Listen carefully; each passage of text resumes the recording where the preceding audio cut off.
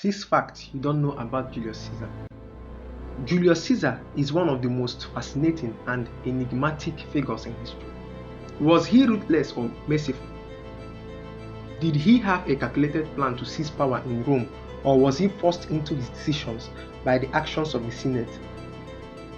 Would he have violently held his position and remained a tyrant, or would he have stepped down from power after reforming a broken Rome as he claimed? Was his murder just a last desperate attempt to save the Republic, or a bitter jealous act that deprived the Republic of her best hope? These are the questions that can never truly be answered but only addressed with eager speculations. However, one thing is certain: Julius Caesar's character and personality were far more complex than a black and white depiction of a despot or a savior. 1. Julius Caesar once marched against Rome. Born in 100 BCE, Julius Caesar was fast-tracked into the Roman political scene by his strong family ties. He enjoyed a stellar career as a politician and general. However, he provoked the hatred of many of the Roman senators by his popularity with the people and the soldiers of Rome, and his apparent willingness to use that to his advantage. The Senate attempted to force him into a no-win situation. Instead, he crossed the Rubicon with an active army, breaking the ancient laws of Rome. At crossing, he uttered his famous line, "The die is cast." After a long and brutal civil war against his former friend and father-in-law, Pompey the Great, Caesar emerged victorious and returned to Rome in possession of almost unlimited power. Though he insisted that he was not a king nor desirous of becoming one, the Roman politicians were understandably suspicious of his motives and intentions, and they formed a conspiracy to murder him on the Senate floor. 2. He was once captured by pirates.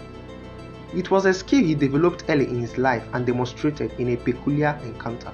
After earning a reputation for bravery and the second highest military decoration in Rome for his bravery at the siege of Mytilene, Caesar was eager to next advance his political career. He embarked for Rhodes to study oration.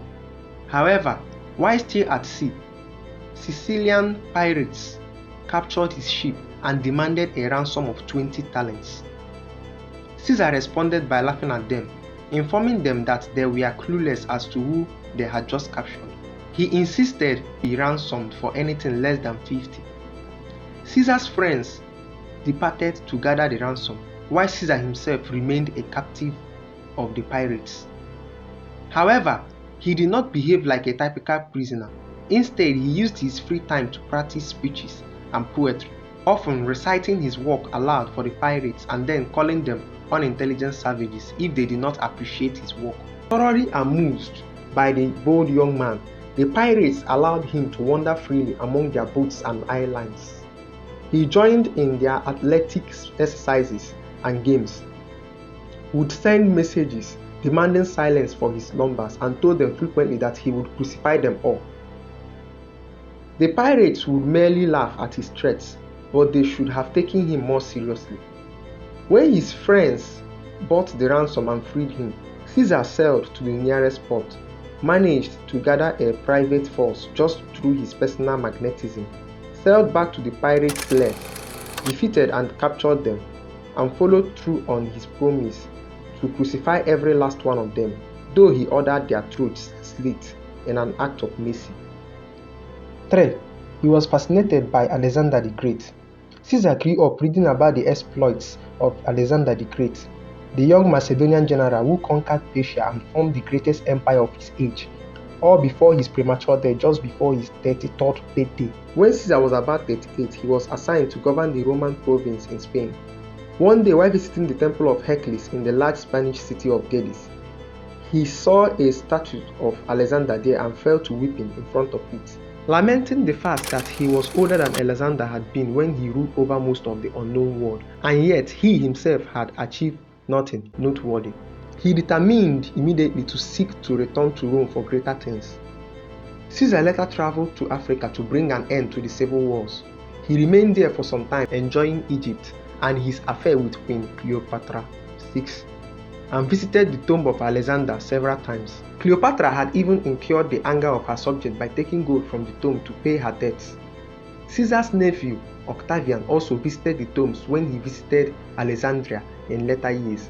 According to historian Cassius Dio, he accidentally broke off the nose of the great conqueror. 4. He had 3 wives and many mistresses. Caesar married his first wife, Cornelia, at the age of 17. They had one daughter, Julia, Caesar's only acknowledged child. Cornelia was the daughter of Lucius Cornelius Cinna, who supported Marius in the civil wars with Sulla. When Sulla triumphed, he commanded the young Caesar to divorce Cornelia. Apparently devoted to his young wife, not even losing of his priesthood, Cornelius' dowry, or his family inheritance could persuade him to leave her. Eventually, Sulla put him under order of death. Caesar escaped the city and remained in hiding until his friends convinced Sulla to reverse the death order. When Cornelia died 13 years later, possibly in childbirth, Caesar gave her a grand eulogy in the forum. It was an extremely rare occurrence and honor for a young woman at that time. Caesar's other devoted lover was Sevilla, who was also the half-sister of Cato, the younger one of Caesar's greatest opponents. Sevilla has often been described as the love of his life. He brought her a black, beautiful pearl worth over 6 million sesterces after the Gallic War. Despite being married, the affair between the two were apparently no secret. On one occasion, Caesar received a small note while he was on the floor of the Senate arguing with Cato. Hesitating on the note, Cato insisted that it was evidence of conspiracy and demanded that Caesar read it aloud. Caesar merely smiled and handed the note to Cato, who ashamedly read the saucy love letter from Sevilla to Caesar. She remained his beloved mistress until his death. 5. One of his murderers could have been his illegitimate son. One of the ringleaders of the conspiracy to murder Caesar was Marcus Junius Brutus, the son of Sevilla. Rumors fled that Brutus was actually the illegitimate son of Caesar and Sevilla, particularly as Caesar was deeply fond of the young man. There are likely to be little more than rumors, for Caesar would only have been 15 years old when Brutus was born, not impossible for him to have been the father, but less likely. Regardless of the actual parentage, Caesar reportedly treated Brutus as a beloved son. He remained close to the family. In the wars against Pompey, Brutus declared against Caesar as well. Even so, at the Battle of Pharsalus, Caesar gave strict orders that Brutus was not to be harmed. After the battle, he was frantic to find the young man and greatly relieved when he learned of Brutus' safety. He even gave Brutus a full pardon and raised him to the rank of a praetor after the war. Despite all this, Brutus feared that the power Caesar was amassing would eventually make him a king. He therefore reluctantly agreed to join in the conspiracy. His ancestor had famously killed the last king of Rome, Tarquinius, in 509 BC, leaving Brutus feeling even more honor-bound to protect the Roman Republic. 6. Julius Caesar's final words are often misquoted. The conspirators planned the murder for the 15th of March. One member carefully detained Mark Antony in conversation outside the Senate halls. Knowing he would not calmly accept the murder of Caesar, they surrounded Caesar, pretending affability, until one gave the signal by pulling Caesar's toga over his head, and they all fell upon him with daggers. Caesar attempted to fight them off until he saw Brutus was among his attackers. At that point, despairing, he pulled his toga over his head and collapsed. Shakespeare has his final words be, "Et tu, Brute," then "For Caesar," which translates as "Even you, Brutus." In reality, as reported by the ancient historians, Caesar's final words to Brutus are far more tragic. "Thou too, my son." If you haven't yet, make sure to subscribe.